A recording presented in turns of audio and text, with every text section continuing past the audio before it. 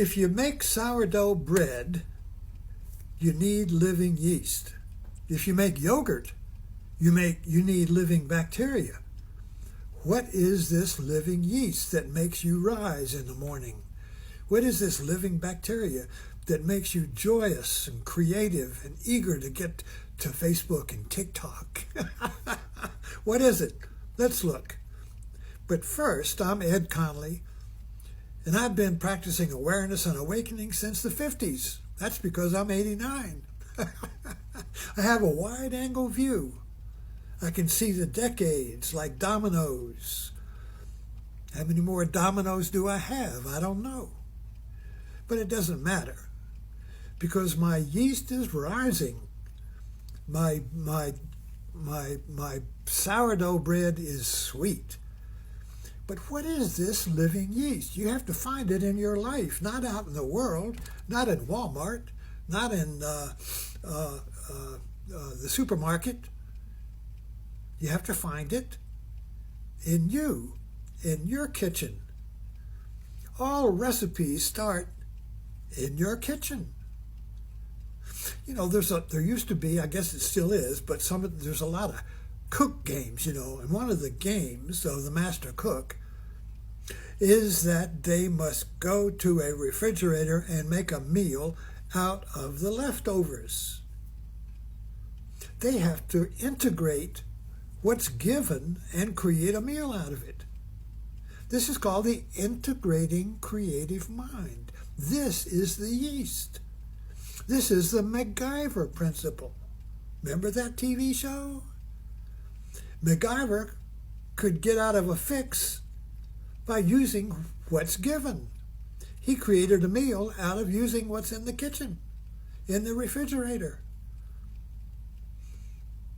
This is you have to get this is a way of using a metaphor.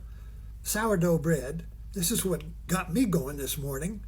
The metaphor of sourdough bread, or yogurt if you prefer, is that it won't rise unless you have living yeast, not processed yeast, not manufactured yeast, not imitation yeast, but living yeast. A living bacteria. It has to be alive, you see. But we live in a flat world. We live in a modern world, particularly in America, that is not rising. The bread is flat. Nobody can make it rise. Everybody says, oh, I got the yeast, I'm going to make it rise. And they sell that yeast, but it's processed yeast. It's imitation yeast. Because it is not living yeast. And so now we have an America full of fake bakeries. Everyone, the MAGA has the yeast, the Dems have the yeast, all the fragmented TV shows and podcasters have the yeast. The bakery is fragmented, and nobody has the living yeast. And if you do rise with find the living yeast, everyone will say, well, that's just processed yeast. Your bread is flat. You're wrong. You're wrong, you see. How often does that happen on your Facebook feed? You're wrong. No. Our first responder in the flat American mind is no. You're wrong. So you see what we're doing here? We're imitating. We are trying to find the yeast that will make my bread rise by finding fault with you or your bread.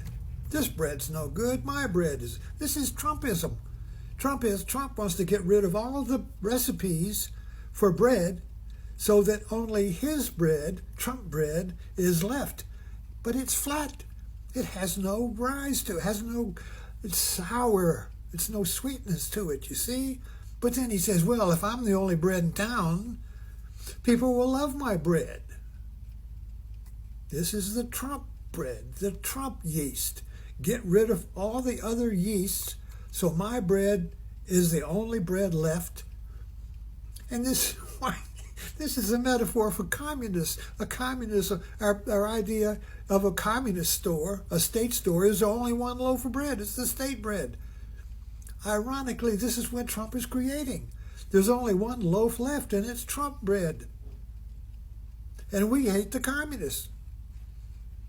Isn't that ironic? We don't see it because we don't have a working metaphor.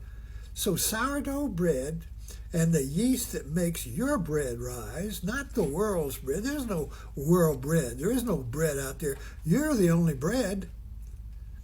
You're living. You are the living bread, not the bread on the shelves of Walmart. You know, that's dead bread. You are see the metaphor, see the shift. See the shift, you see. The truth is not out there on the shelves of Walmart where you get to choose the label you like, you see. You are the chooser. You are the one that chooses which bread to like, you see. So you are the living bread, not the bread on the shelf, you see. You have to see that through and through. You are the living bread. You are the yeast. There is no imitation you, but we think there are, because if I line up with Trump or the Dems or some religion or political idea or anything or nothing, you see, I think that is the yeast that will make me rise. So arouse the mind without resting it on artificial yeast. And if you do that, you see, the living yeast will rise in you. You've already got it. But you have to give up the processed yeast. You have to give up the shelf bread. You have to give up the Wonder Bread, you see. Remember Wonder Bread? It was so processed, it was only good for fish bait. It would stay on that hook. It wouldn't dissolve. I remember Wonder Bread. It was wonderful. You know, it never went bad. So this whole metaphor that I'm working with here, pulling it apart, peeking into it, stretching it out like a cotton ball, you see, is that the living yeast is in you, but we have been conditioned to believe it's in the other bread. And we have to choose it. Which is the best bread, you see? The world has become a bakery of choices between breads. And we miss the living yeast, which is you. You're the only living thing in the world. You can say, oh, other people are living, but you are choosing to say that. You're picking them. You're defining them. You are the definer. You are the decider. You are the chooser. Only you are living. Everything else is an object or a loaf of bread in your mind, a choice. Shift this, you see. Go to a supermarket is a great metaphor. Remember the great scene in Hurt Locker where the hero who had just come back from Iraq, where he deconstructed bombs, IUDs, or whatever, and he went to a supermarket with a list, and he looked at a canyon full of choices, and he couldn't decide, he couldn't choose, so he just grabbed any old piece of bread and threw it in the basket and went on. This was a metaphor for realizing that you are the living bread, not what's on the shelf in Walmart. So it's okay to get a loaf of bread from Walmart, I'm not saying that. What I'm saying is that you are the chooser of what's living and what's dead. And then you choose something that appears to be good, a living, but you've missed the living yeast, which is you. So if you find your living yeast, whatever you choose is okay. You get that? If you could find and arouse the living yeast in you, no matter what you do, is a good choice because you're making it.